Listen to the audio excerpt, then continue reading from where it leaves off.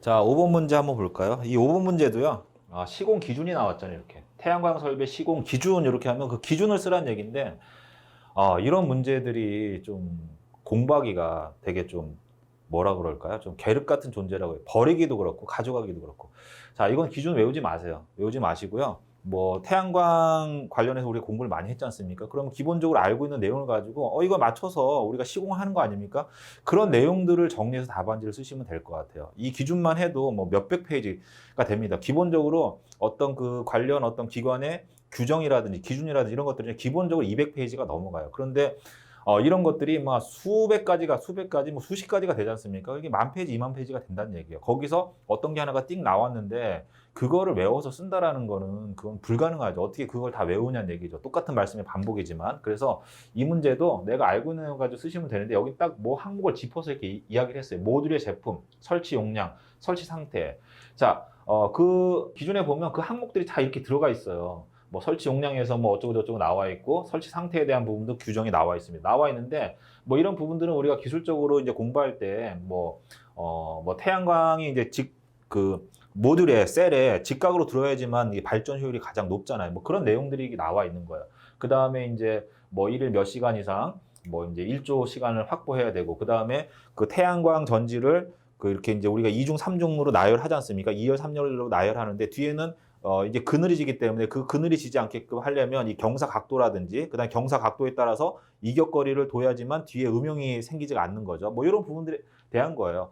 알고는 있지만 기준에 맞춰서 쓰기란 쉽지가 않거든요. 이런 문제가 나왔을 때는 내가 알고 있는 내용을 가지고 기본적인 어떤 이론적인 부분, 기술적인 내용을 가지고 그거에 따라서 이렇게 적정하게 답안지를 쓰시면 높은 점수는 받지는 못하더라도 빵점 처리는 0점 처리되진 않잖아요. 그래서 4점에서 5점 정도만 받으실 수 있게끔 공부하시는 게 좋지. 이걸 공부하기 위해서 여기 나와 있는 이 시설 기준, 신재생 에너지 설비의 지원 등에 관한 지침이라고 해서 신재생 에너지 센터에서 공부한 자료가 있거든요. 이거를 뽑아서 다 한번 볼 필요는 있지만 이걸 외우실 필요는 없다는 얘기예요.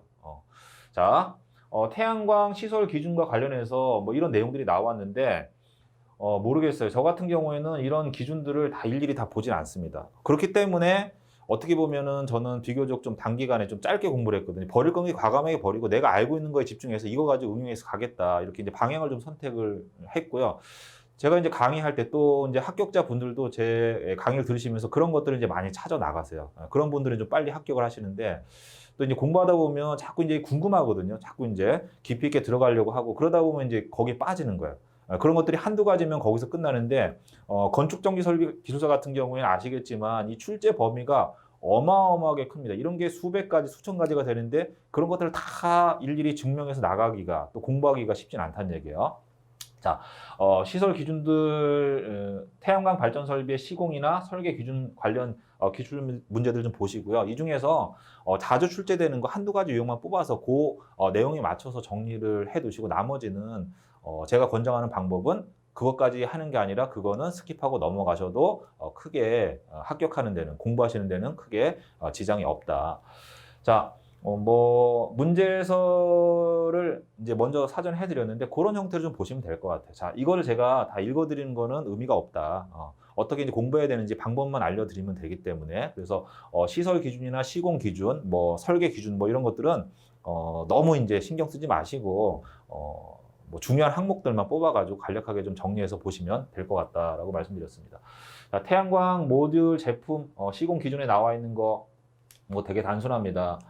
그 다음에 설치 용량에 대한 부분도 제가 말씀을 드렸죠. 뭐 간단하게 보시고 설치 상태도 간단하게 보시면 될 것 같아요.